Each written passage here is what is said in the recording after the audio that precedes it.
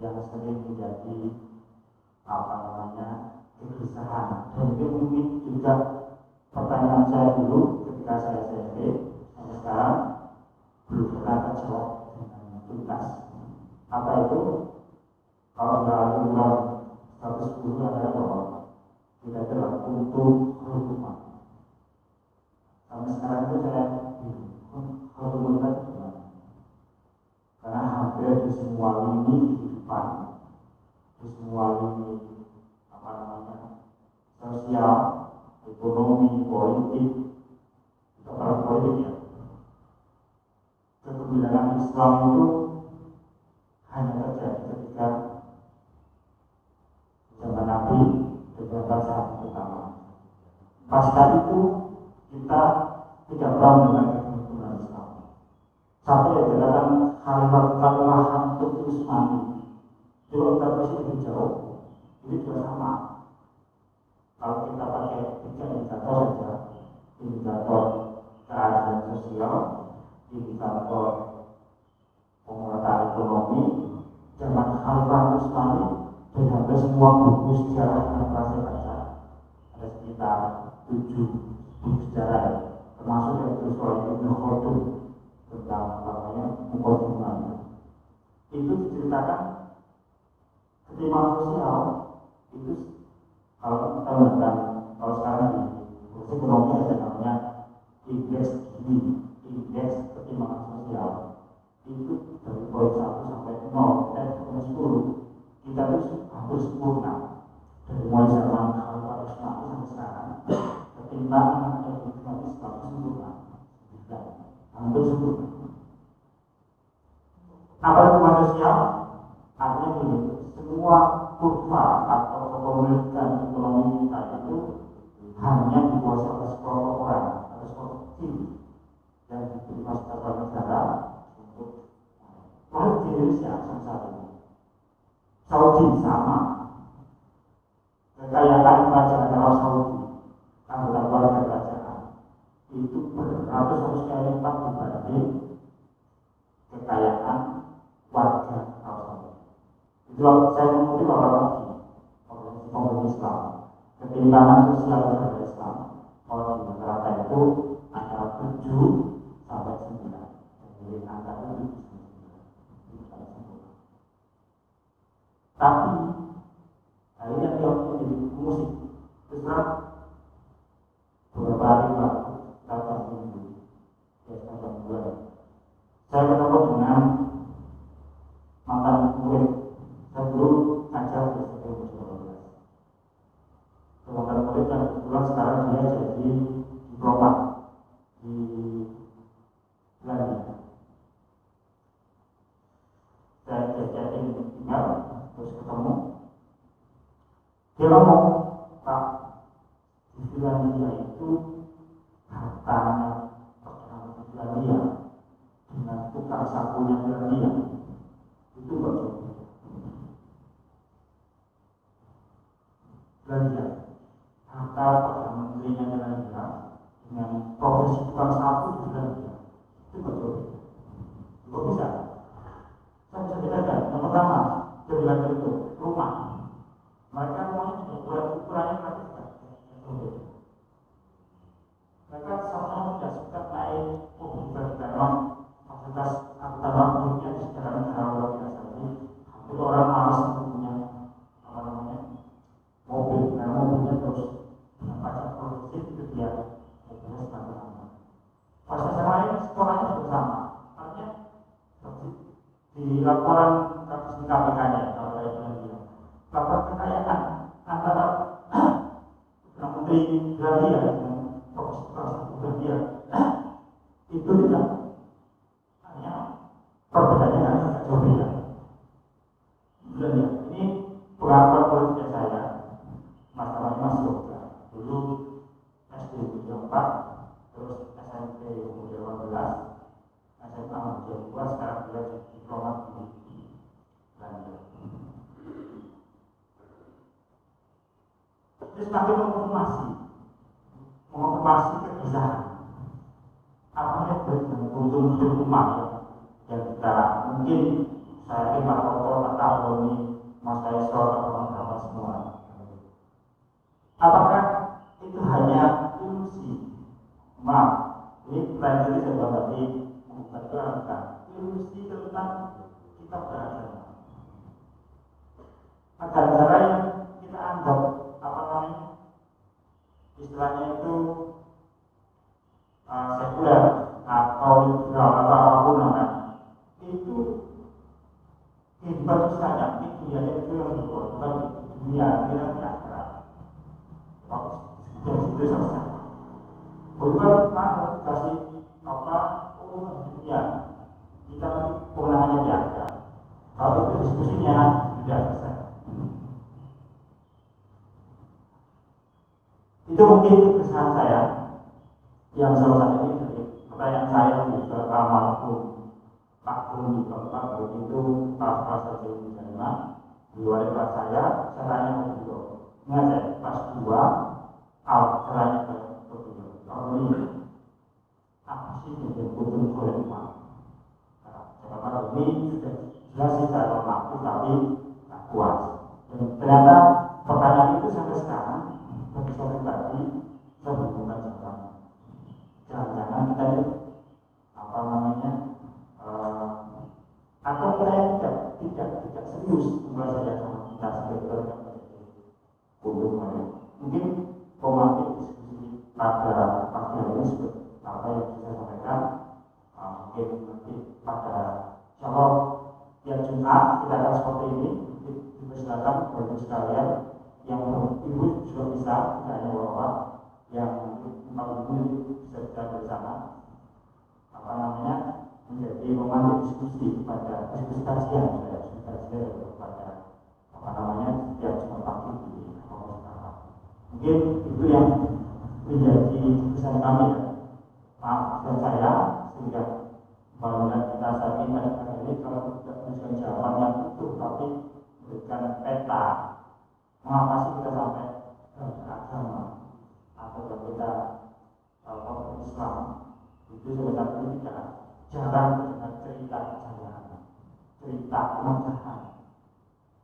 Paling kita hanya bernostalgia zaman Nabi, zaman para sahabat.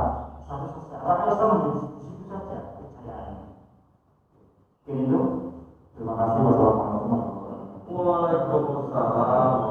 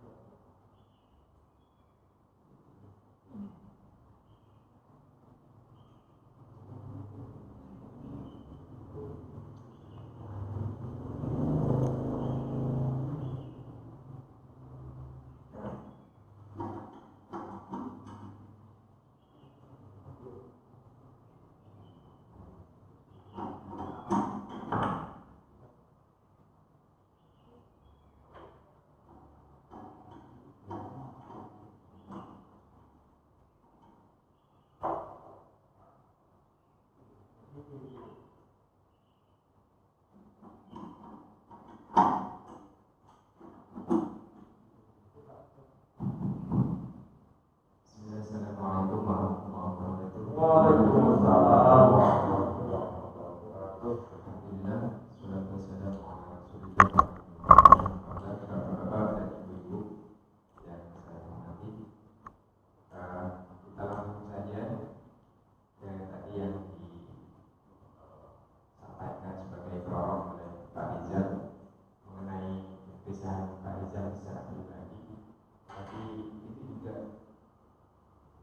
Ikut mengusik saya waktu Pak Rizal baru sampaikan. Kita sudah jelas sebagai kutub Fairullah, tapi kok dalam realitanya kita sangat berbalikan. Monggo, saya hanya mencatatkan saja istilahnya ini kok kutub Fairullah, tapi dalam realitasnya kita tidak di sini, tidak sebaik-baik umat. Dan letak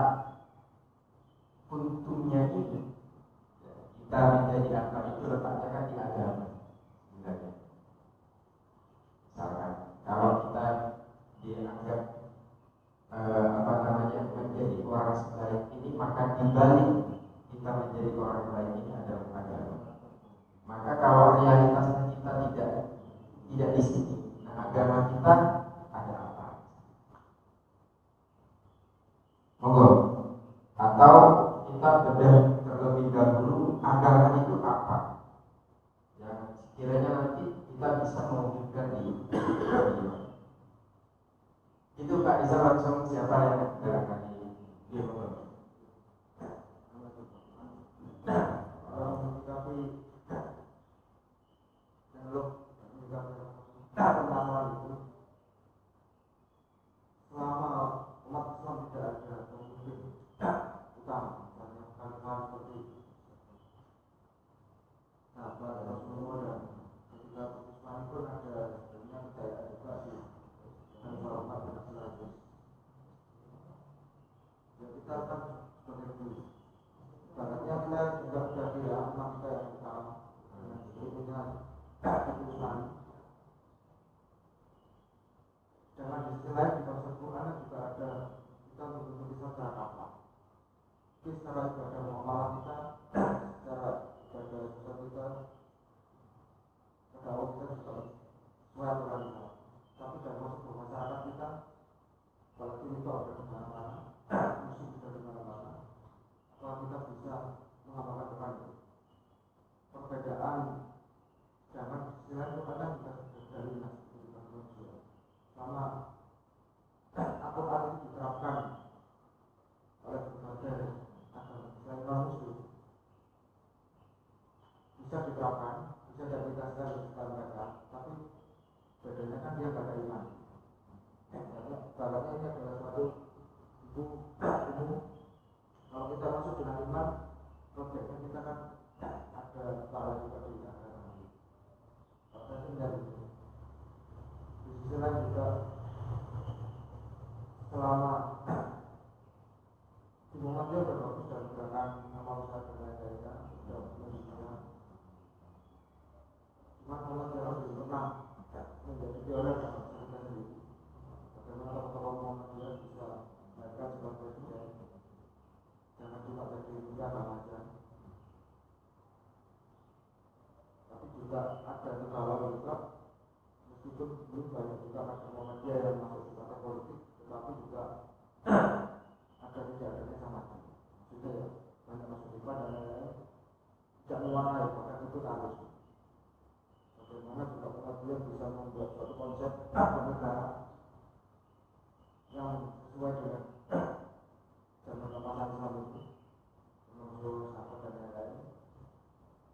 Dan bagaimana membutuhkan Islam dan maksudnya bila organisasi Arab dulu berbagai tujuan organisasi Itu lebih pada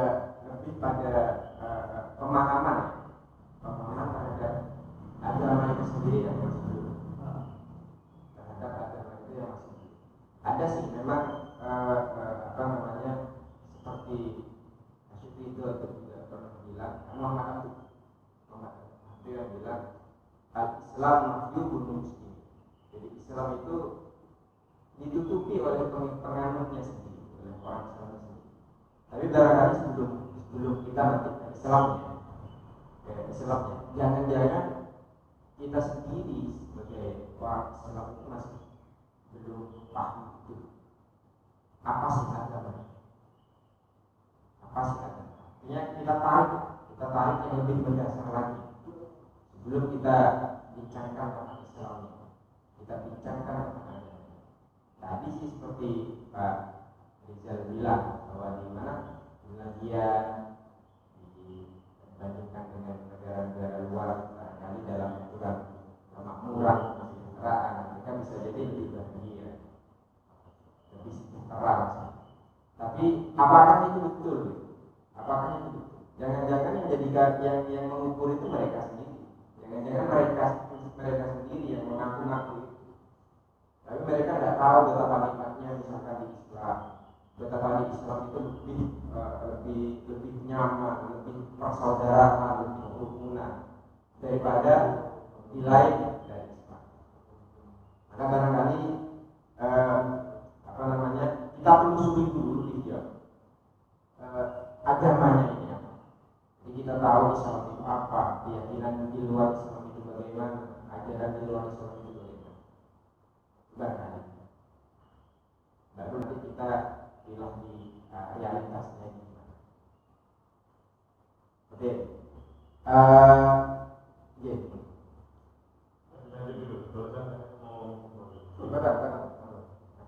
Jadi pertama saya ingin mengkritisi pernyataannya Pak Rizal tadi. Itu seakan-akan ilusi. Sebenarnya bukan ilusi pertanyaannya. Maksudnya pertanyaannya kenapa di zaman sekarang kok tidak tercapai lagi dalam kemasan di masa ulama tersebut. Jadi bukan ilusi, bukan ilusi.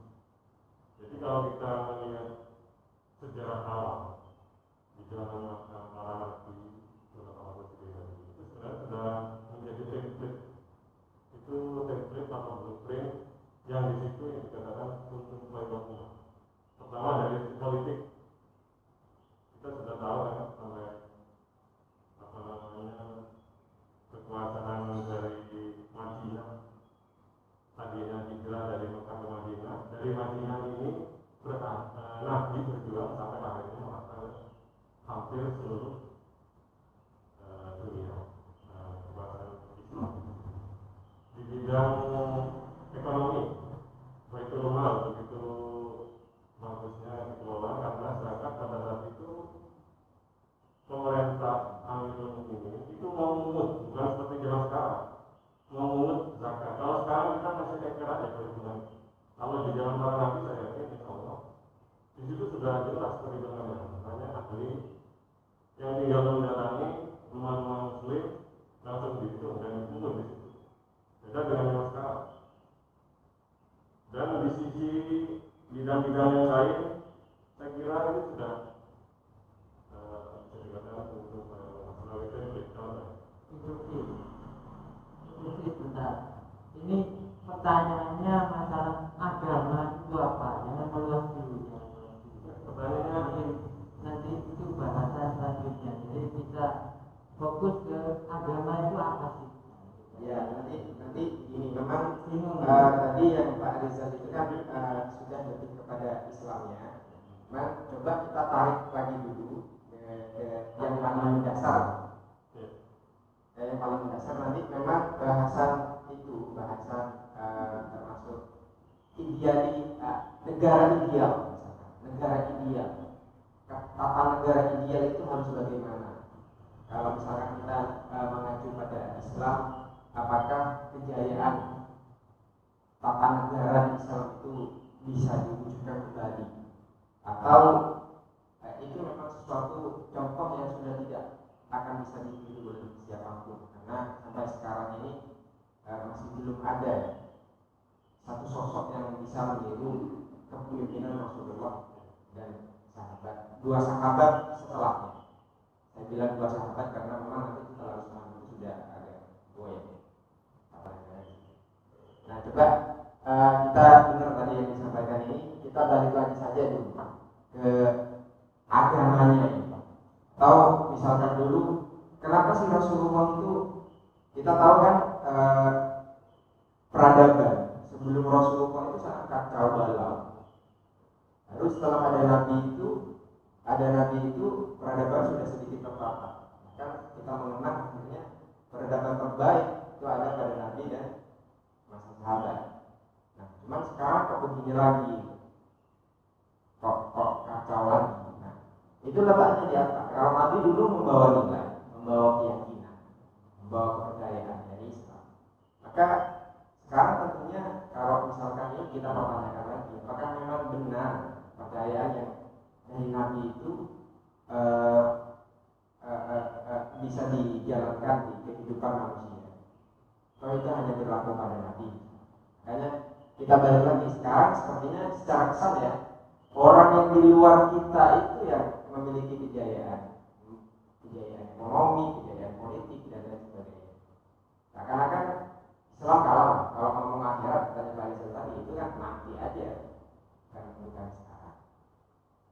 ini barangkali yang perlu dulu, yang paling mendasar dulu lah kita bahas. Coba misalkan ada pertanyaan, agama itu apa?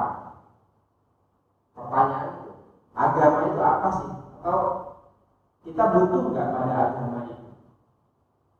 Terus agama yang seperti apa yang itu memiliki tingkat kebenaran? Tingkat kebenaran. Barangkali itu dulu. Sehingga nanti, oh iya ya, Islam inilah agama yang betul-betul kita. Atau misalkan ada pertanyaan mendasar begini, kenapa sih kita beragama Islam? Kenapa kita pilih Islam? Begitu kita Islam sekarang, kok Islam tidak jaya, kok Islam yang bahkan kita hina-hina sendiri. Karena begitu kan. Seperti tadi Imam Syarif Pak Rizal bilang, sepertinya ilusi. Nah seolah-olah kan kita tidak percaya pada Islam kita, pada agama kita. Nah kenapa kita berislam?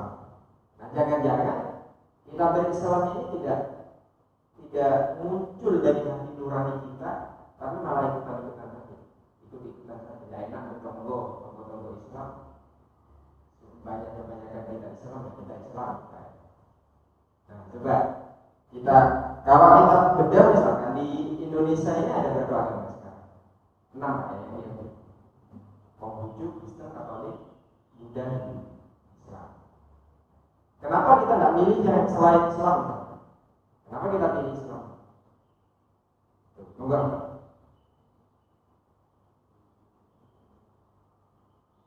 Pak Rizal? Pak Giri? Ya, saya Islam itu kan dari turunan.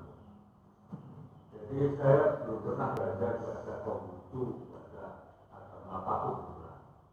Tapi saya diberi orang tua saya itu agama Islam. Dan saya lihat, saya berdalam saat ini banyak yang saya kerjakan dan itu masalah. Dan kalau saya lihat orang-orang Islam, ini tidak saya jawab. Jadi orang Islam itu kalau sudah mengatakan dalilnya hukumnya bukan orangnya ya, hukumnya itu kayaknya harus diikat Islam ya. Itu hanya sebatas itu aja. Karena dalam kenapa kita harus memakai agama Islam itu sementara ini saya masih ikut orang tua. Itu tidak perlu kita tidak perlu saya masih prihatin masalah itu. Seharusnya saya harus sudah bisa tahu Islam itu intinya ini, makanya saya ikut. Ya itu saya kira itu Pak, menurut saya. Ya berarti kebanyakan kita ya, termasuk saya juga beragama Islam itu karena orang tua Islam. Tapi kan perlu nanti seiring dengan perjalanan waktu kita itu yang diberikan ajaran Islam oleh orang tua itu menjadi kemantapan, tapi yang lahirnya dari dalam hati kita, bukan hanya ikut-ikutan lagi. Ya alhamdulillah sudah diberikan itu dulu oleh orang tua. Ya, tapi kan begini ya, kalau sudah kita ada pilihan agama, maka tentu saja orang yang di luar agama kita, menurut kita itu kafir. Nah, tapi menurut mereka kita itu juga kafir. Kalau menurut kita ini yakin masuk surga, mereka masuk neraka. Tapi menurut mereka masuk surga, kita masuk neraka. Nah, hal itu kan sifatnya keyakinan, bukan pada satu tataran yang nanti memiliki ukuran logika. Nah, kalau misalkan kita tanya lagi, apa yang menjadi pembenar dari sebuah keyakinan yang dianut oleh masing-masing itu, yang sekiranya ukuran benar itu diamini oleh masing-masing agama, bukan hanya satu agama saja, tapi masing-masing agama. Itu yang menjadi dasar kita sehingga kita yakin betul terhadap ajaran agama Islam ini. Nah, kalau kita sudah yakin terhadap ajaran agama kita, maka apapun ya, bukan hanya hal-hal yang berkaitan dengan akhirat, tapi termasuk kenegaraan, termasuk sosial kemasyarakatan, termasuk zakat dan lain sebagainya itu nanti kita akan pas dalam menjalankan itu. Kita tidak akan main-main menjalankan itu. Nah, itu juga. Sekarang pertanyaannya kita balik lagi. Apa kira-kira ukuran kebenaran dari masing-masing agama ini? Coba, apa kira-kira? Misalkan ada Islam di sini. Islam.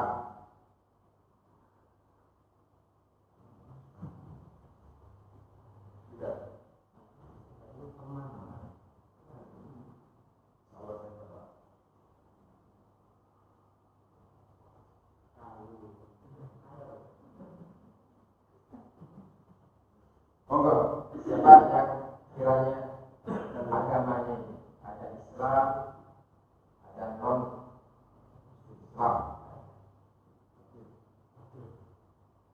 kafir. Tapi di sini kafir juga bekerja di sini. Kalau ini keyakinan. karena ayat ada ayat kalau nggak hadis yang kalau orang tua itu yang menjamin anaknya pernah suci nasrani itu kan orang tua yang berdoa. Kalau itu misalnya anak itu terbukti dari kecil, anggap aja bisa pulau, dia anggap aja di agama muslim ya, bisa itu biara sampai dia tua, dia belum mengenal sama sekali itu daya misalnya melalui adzan atau dia memang masih ngadili gaya ada itu ada apa. Otomatis berkata dari kecil, ya, dari orang tua. Nah, gimana bisa? Karena dari dulu, ya. Kalau dari Islam, ajaran Islam, kalau ada seseorang di lingkungan yang tidak pernah ada kabar tentang Islam, ya dia terbebas dari siksa. Dan katanya Allah itu, wa ma kunna mu'adzibin, kami tidak akan menyiksa orang-orang yang kami belum mengutus Rasul kepada dia. Itu kalau orang yang itu. Tapi ini kita sekarang sudah diinformasi tentang Islam ini banyak sekali. Tapi ya tadi, apakah kita memang yakin dengan Islam? Tapi kita mencari ukuran benar terhadap keyakinan itu. Karena masing-masing ini memiliki keyakinan. Kalau keyakinan ini kan memang sebuah keniscayaan dari masing-masing manusia. Ada istilahnya itu religiusitas. Artinya kecenderungan orang beragama itu pasti ada. Orang itu pasti memiliki spiritual. Dulu pernah kita diskus itu, tidak ada orang itu yang memang murni dia ateis, tidak punya keyakinan itu, murni tidak. Satu contoh misalkan kita naik kapal besar kemudian kapal tenggelam, pasti kita akan meraih apapun yang ada di sekitar kita. Tujuannya adalah untuk menyelamatkan diri. Tidak ada satupun yang diraih, itu pasti akan muncul pikiran bahwa dia akan berharap pada apapun yang lebih hebat daripadanya agar bisa menyelamatkan dirinya. Nah, perasaan yang demikian itu sebenarnya religiusitas atau keyakinan. Ya, ada sesuatu itu memang sudah melalui manusia, bahwa manusia itu memiliki kecenderungan untuk menganggap hal yang lebih darinya. Maka kemudian nanti agama inilah yang dicari oleh manusia. Jadi kecenderungan itu memang sudah pasti. Setiap kita memang mencari itu. Tapi nanti yang menetapkan agamanya ini, pilihan agamanya ini, nah itu nanti yang akan temuannya yang akan berbeda. Mungkin ukuran benar dari manusia agama. Saya percaya bahwa itu saya pernah baca di kitabnya Syekh kami di Tauhid bahwa tauhid kita itu tidak akan lurus kalau kita tidak mampu menebak masalah. Jadi Tujuannya adalah kemaslahatan hukum. Kita beragama, bukan dalam beragama.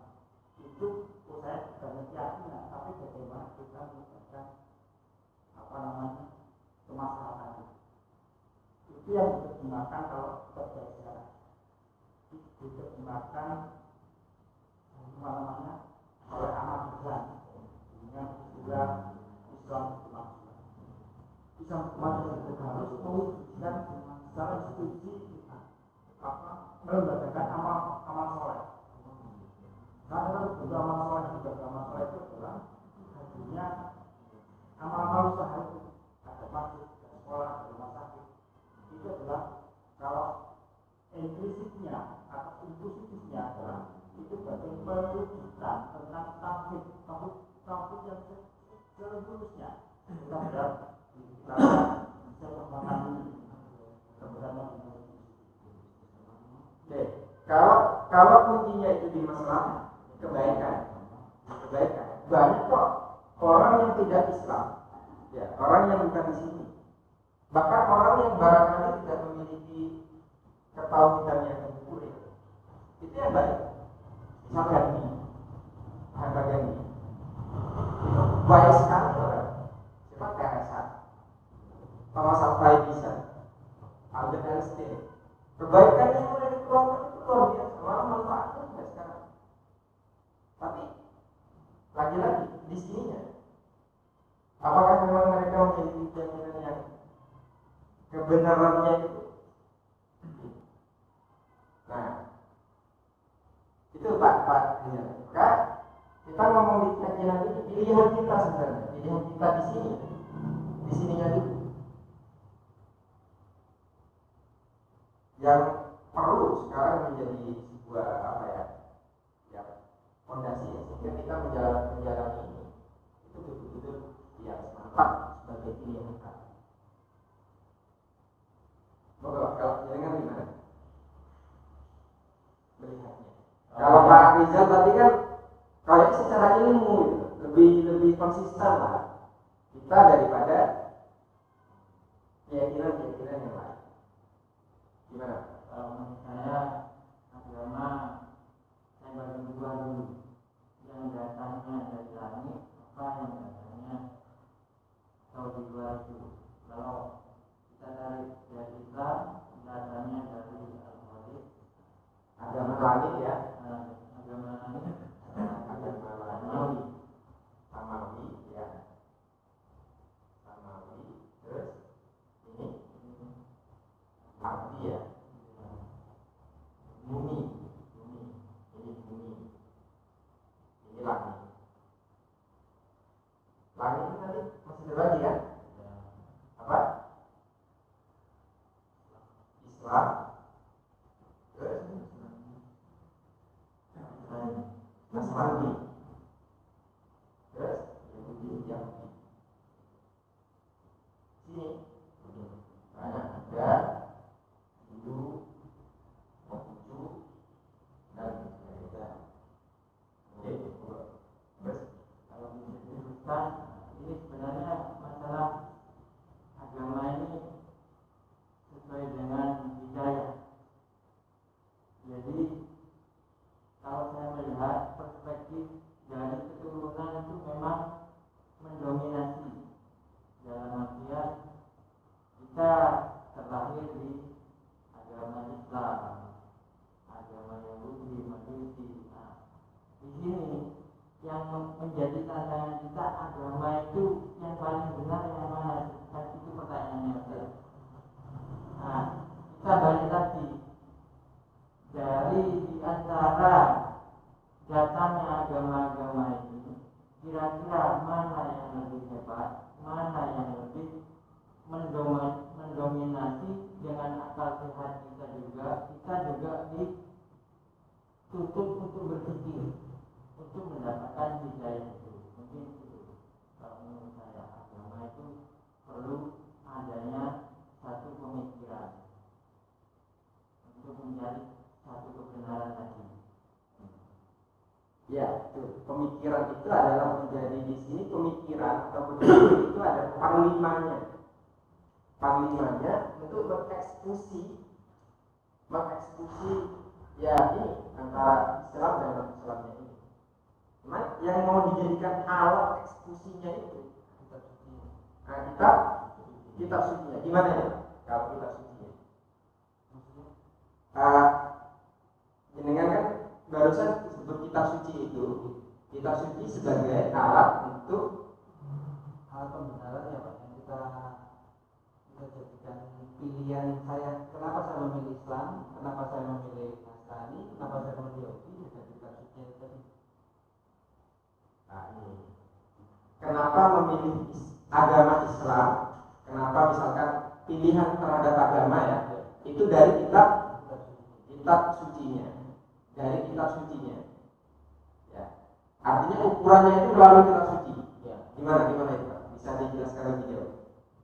Ya mungkin kan kita menimbang apa, kalau yang bukan Samawiyah saya belum pernah mempelajari sama sekali. Kalau yang Samawiyah kan yang dari lain kan ada beberapa itu yang kitab suci yang diyakini agama-agama masing-masing, yaitu yang kita mendalam istilahnya memupuk keyakinannya itu ya dari kitab suci itu benar apa enggak ya. Jadi kalau itu saya rasa bisa, kalau kita sudah meyakini oh ya kitab suci ini yang benar, ya itu yang saya. Berarti kebenaran agama itu kita uji kitab sucinya. Ya, kalau saya seperti itu. Gimana? Mungkin maksudnya kita bandingkan antara kitab suci khususnya yang disampaikan itu. Jadi dari situ kita akan menemukan bahwa kitab suci yang mestinya ya al-haq itu tidak ada pertentangan di dalamnya. Sementara yang ada pertentangan di dalamnya itu saya yakin sudah ditaati. Kira-kira karena tadi hubungannya dengan ateis tadi, sebenarnya pada hakikatnya setiap manusia itu unsur ateis itu tidak mungkin 100%. Maka merujuk kepada Samawi tadi, tidak mungkin munculnya kebenaran itu di Al-Qur'an tadi. Jadi mungkin ada ilmu psikologi dan lain-lain itu akan memperbandingkan. Sementara di Al-Quran sendiri ada ayat yang menantang bagi semua manusia. Siapa yang mampu membuat atas ayat ini satu saja,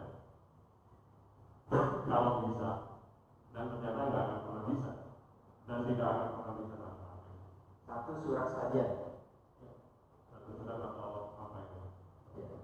Pandangan dari Allah kepada manusia untuk membuat yang serupa dengan Al-Quran untuk satu surat saja. Itu nggak akan pernah bisa. Ada yang lain? Amin. Berarti orang Islam itu harus menuntut ilmu dalam keagamaan.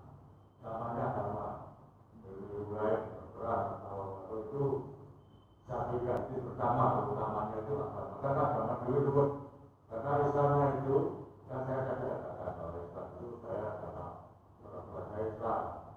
Kalau orang tua saya itu terjadi Kristen dan orang-orang Kristen itu kata dia tidak membandingkan dengan Al-Quran. Dia cuma sujud sama agama-agama lain. Nah, terus kalau kita juga sujud dengan agama-agama lain, apa bedanya? Sedangkan saya ini Islam itu benar. Nah, dulu tuh dari orang tua saya itu, Pak. Saya disuruh sholat, ya sholat. Tapi apa artinya nggak tahu. Sekarang mulai menjalani ke arah seperti itu. Nah, terus perbandingan agama rasanya memang jauh juga. Apakah pernah kita menjalani agama? Gue pernah, agama Kristen, agama Buddha pernah, agama Hindu pernah, tidak pernah. Nah, seperti itu. Terus saya ingat kata-kata Nabi pada Umar bin Khattab, salah itu pelajaran lama.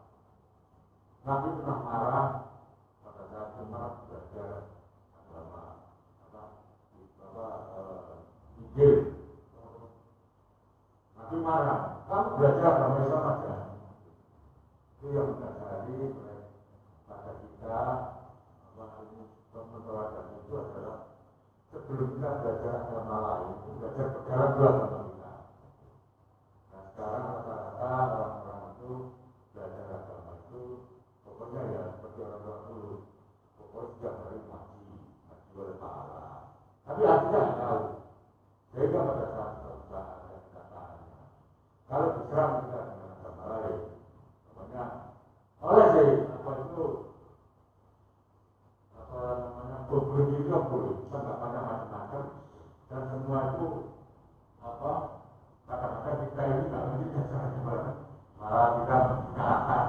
berangkat.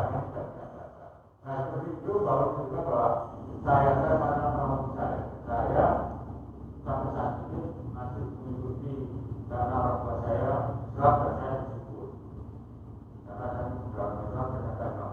Tapi saya memperhatikan lain saya tidak, karena saya secara besar itu tadi yang dikatakan organisasi yang masalah ilmu pengetahuan. Jadi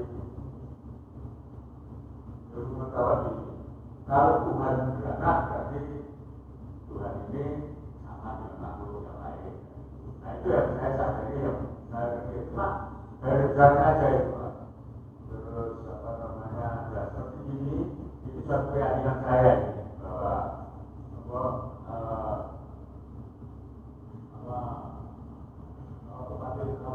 kamu berbuat orang yang baik. Nah itu saya yakini bahwa Islam itu baik. Selain Islam tidak baik. Itu saya yakini. Dalam artian saya yakini belum murni ilmunya bagaimana belum. Saya sudah dan untuk itu maka yaitu yang perlu kita saya perlu bicarakan kurang. Itu yang pertama. Ada tambahan lagi Pak Desa? Yang tadi ya, saya juga sepakat dengan Pak Amin itu. Memang kita bersyukur ya, sudah lahir dari orang tua yang Islam dan kita dididik disuruh sholat, disuruh ngaji, disuruh puasa, sudah puasa aja. Itu memang satu hal yang wajib, malah harus kita tanamkan kepada anak-anak kita. Dan mungkin anak-anak kita mendiskusikan atau menentukan sebuah agama. Kita rangsang-rangsang dulu untuk menguji kebenaran kita sucinya dan lain sebagainya. Tetap doktrin itu penting kalau buat lingkungan kita, kuatkan dulu doktrinnya itu. Tapi nanti ketika sudah begini, itu kan ada sebuah hal lain yang kita itu dituntut untuk terus belajarnya. Keyakinan yang kita kuat tanamkan kepada anak-anak kita dengan cara belajar, dengan terus-terus belajar itu, maka dia akan semakin menancap. Sehingga kalau dulu kita doktrinkan kepada anak kita untuk menghibahkan semua apa yang di dalam diri kita termasuk nyawa. Nah, dengan belajar begini, kita hanya bukan hanya menghibahkan ya, tapi kita nanti mau setoran. Kira-kira semua dari diri kita itu memang untuk agama, akan semakin lebih antusias lagi kita beragama. Saya kira di situ Pak Rizal itu ketemu kan ya, ketemu bahwa doktrin itu memang sebuah keharusan bagi setiap kita. Tapi tuntutan untuk kita menangkap atau membaca dari doktrin yang sudah kita terima untuk semakin menancapkan atau memperkuat, diperlukan hal yang begini.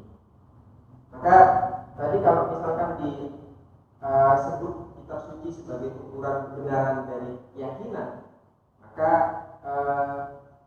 itu memang sepertinya hal yang bisa disentuh ya, bisa disentuh.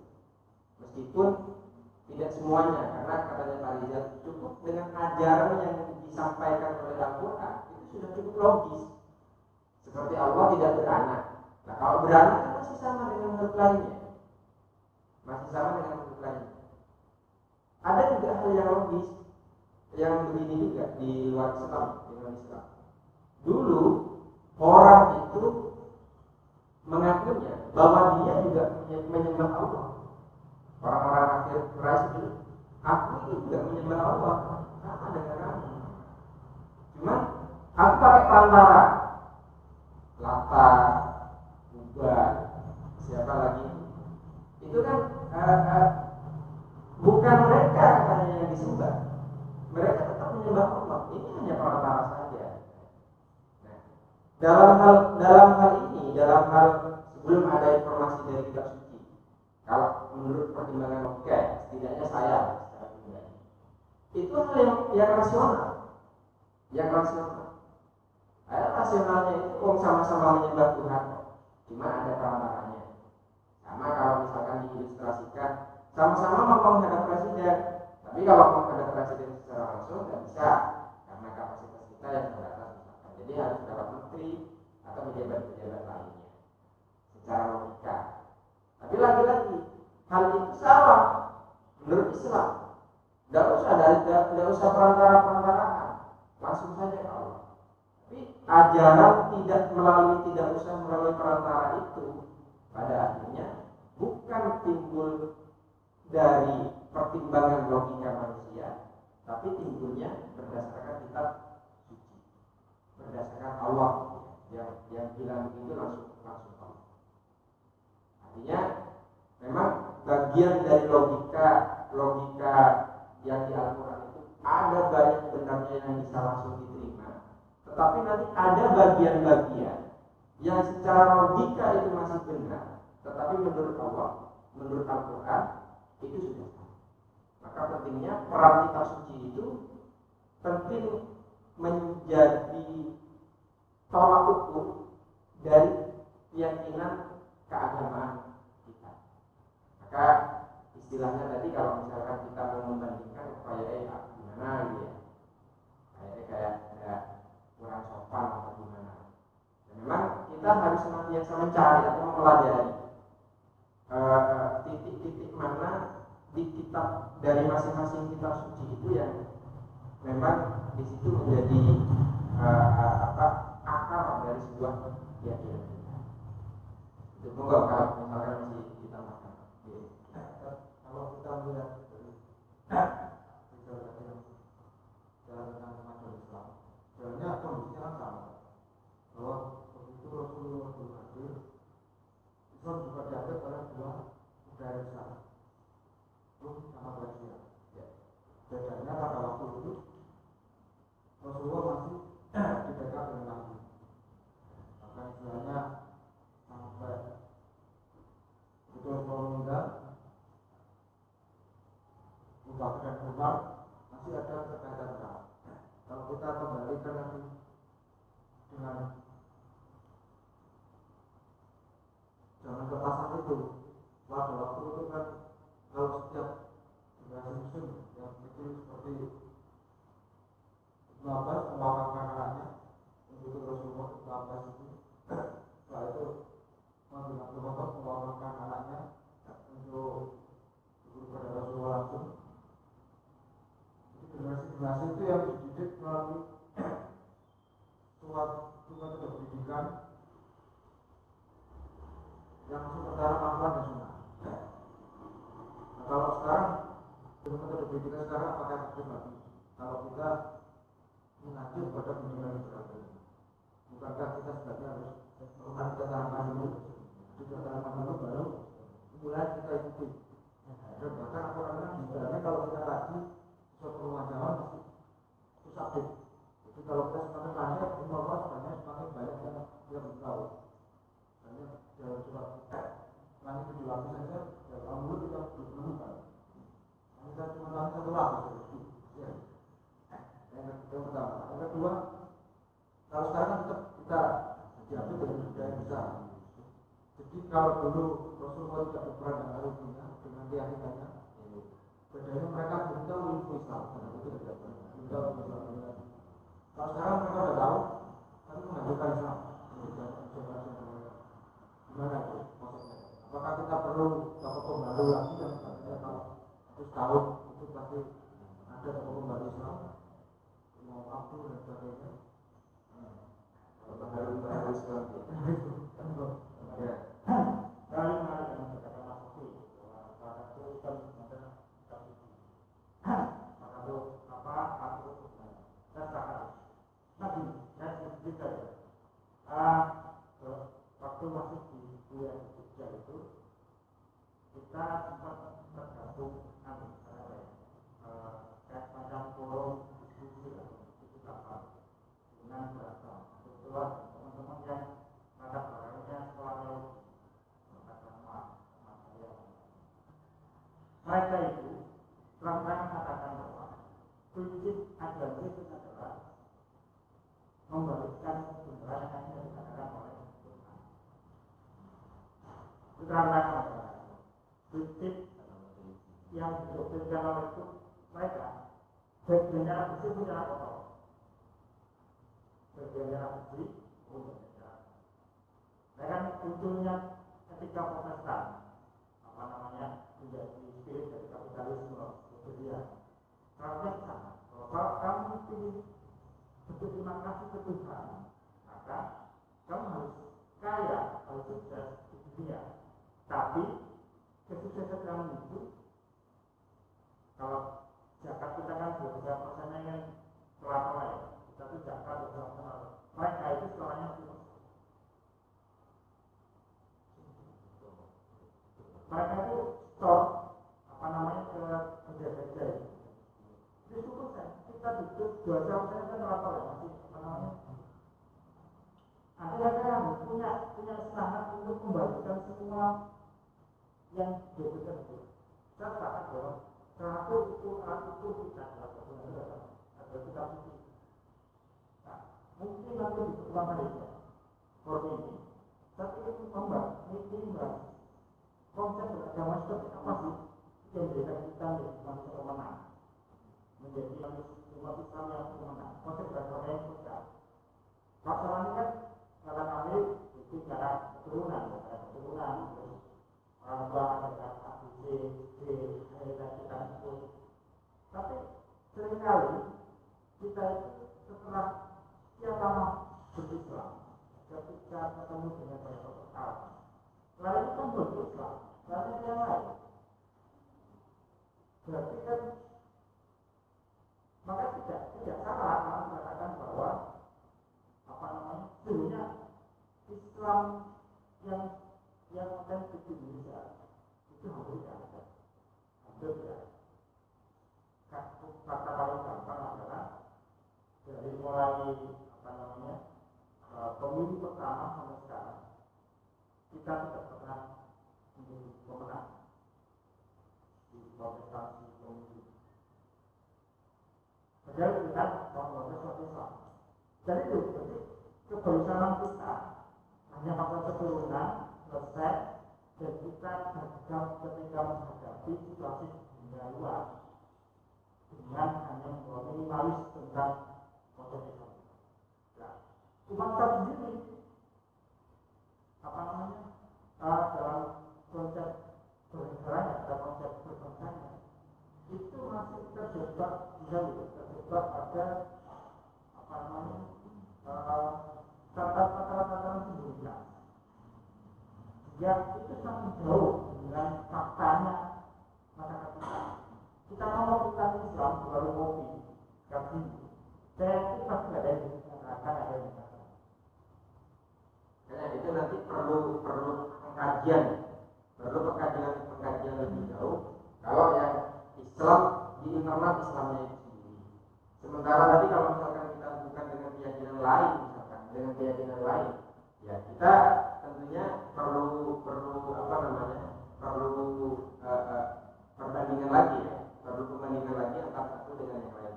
Karena memang begini, semua kecenderungan manusia, karena kita ada ego ya, pasti memiliki kebanggaan, pasti memiliki tawaran-tawaran yang menurut kita juga itu menjadi solusi. Seperti misalkan orang Kristen, orang Kristen kan juga dia agama dakwah. Ada misi istilahnya. Kan bahasanya ada domba-domba yang tersesat. Kalau Yahudi ya, mereka juga agama dakwah juga. Sementara kita juga agama dakwah, balighani warawaya gitu.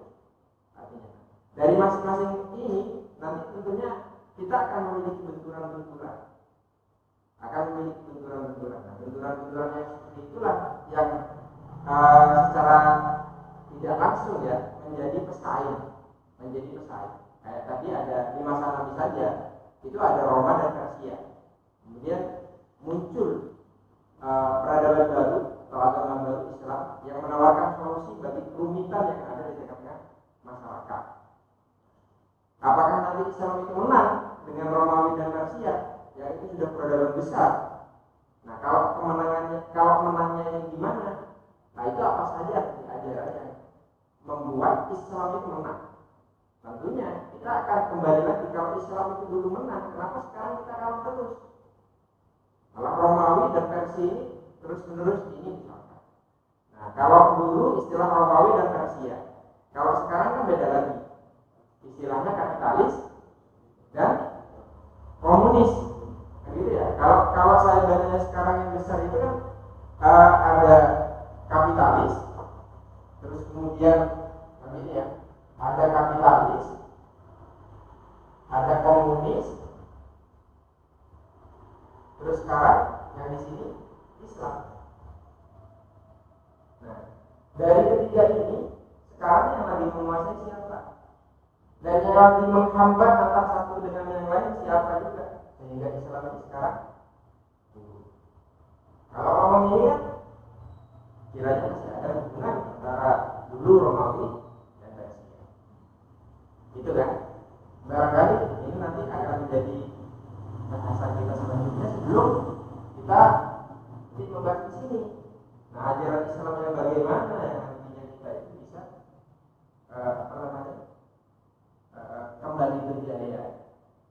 Banyak adanya sekarang istilah di Islam sendiri sudah ada Islam simbolis, ada Islam ini, ada Islam itu. Ya, yang benar yang mana lagi? Tapi paling tidak kita bahas dulu memang dari pertemuan kita atau majelis kita ini.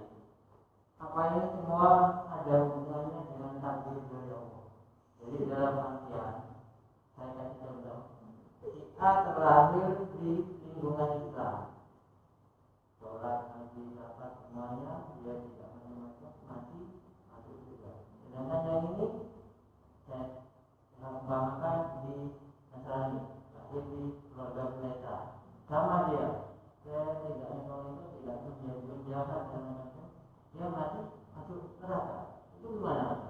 Ini kan seolah-olah mereka ini kan juga punya doktrin. Kamu jangan belajar Islam dulu. Itu agama sendiri. Sama Islam juga seperti itu. Apa ada takdir dari Allah? Si A memang penduduk surga, si B memang penduduk neraka. Seperti itu. Nah, kalau kita menghubungkan dengan takdir itu berkaitan dengan doktrin ya, doktrin agama. Nanti ini takdir itu memang ada ya, dari Allah itu ada. Tetapi kita manusia diberikan pilihan. Kita mau pilih yang mana? Tadi yang disampaikan di awal bahwa kita orang yang beragama Islam maka harus memberikan doktrin kepada anak kita. Karena kita sangat yakin sekali dengan keyakinan kita. Sama orang Kristen pun juga begitu. Mendoktrin anaknya karena mereka benar terhadap keyakinan mereka. Tetapi doktrin kepada anaknya, kita sebagai status anak tadi masih memiliki kewajiban bahwa doktrin itu akan semakin menancap, yakin itu kuat. Itu kalau kita menambahinya dengan ilmu tadi, pencarian kita sendiri. Bahkan kita mengkoreksi keyakinan kita sendiri. Ada batas-batas kapan usia kita harus mencari itu. Nah, disitulah kemudian letak takdir hidayah itu menjadi pilihan. Kita sampai sekarang masih dikasih kesempatan kok sama Allah untuk mencari keyakinan lain, mempelajari keyakinan lain. Nah, kalau kita yakin pada di luar Islam, Allah memberikan tidak apa-apa, silakan. Kalau misalkan masih mau di Islam, ya silakan. Masing-masing Allah memberikan kebebasan. Nah, disitulah tata keyakinan itulah nanti kita yang sudah harus menetapkan pilihan kita sendiri. Bukan lagi ambil tadi ya, bukan lagi orang tua, bukan lagi tanggung jawab orang tua, tapi sudah tanggung jawab. Kalau orang tua yang mendoktrin itu ada batasan-batasan usia, tapi sudah keluar dari batasan usia itu sudah pilihan. Sudah pilihan. Nah, maka kalau kita lebih jauh lagi ya, jangan kita mentang-mentang lah, karena kita sebagai orang tua ya, kita mentang-mentang sebagai orang tua bahwa ukuran dari setiap kebenaran itu adalah kita. Itu nanti kita akan berubah. Tapi kita harus berikan kepada anak kita bahwa setelah melewati fase usia tertentu, pilihan adalah di anak, dan dialah yang memiliki tanggung jawab kepada ini. Jadi meskipun naudzubillah min dzalik, anak-anak kita setelah dewasa kemudian mereka beragama atas pilihan mereka sendiri, maka kita sudah tidak bertanggung jawab atas pilihan. yang kita memiliki tanggung jawab kita. Itu dulu ya. Itu yang mempelajari. Tapi garis komunis seharusnya apa? Kenapa kok Islam? Makanya saya itu bingung itu kan. Amerika lawan Islam loh. Amerika itu negara kok Islam agama. Nah, itu itu dia. Itu yang belajar ya. Ya, ini dia Pak. Nanti kita ada istilah ideologi kan. Ada istilah ideologi. Ada istilah ini kan. Ideologi dan ide. Ada juga ada istilah agama. Tapi seringkali sekarang kita dengar Amerika itu dibenturkan dengan ini. Ideologi dibenturkan dengan ini. Nah, kita nanti kaji dulu apa kesamaan antara agama dan ideologi. Ini sudah jam 6. Kiranya cukup dulu ya. Memang kalau kita diskusi begini tidak terasa waktunya. Gimana warisan ini sudah cukup? Cukup ya. Cukup kurang lebihnya mohon maaf. Mudah-mudahan ini nanti masih bisa kita lanjutkan ya. Kalau misalkan forumnya nyaman. Tapi kalau misalkan kurang nyaman nanti kita bisa disalahkan. Kurang lebihnya mohon maaf. Kita tutup dengan kafaratul majlis. Subhanallahumma wa bihamdihi asyhadu an la ilaha illa anta astaghfiruka wa atubu ilaik. Assalamualaikum warahmatullahi wabarakatuh.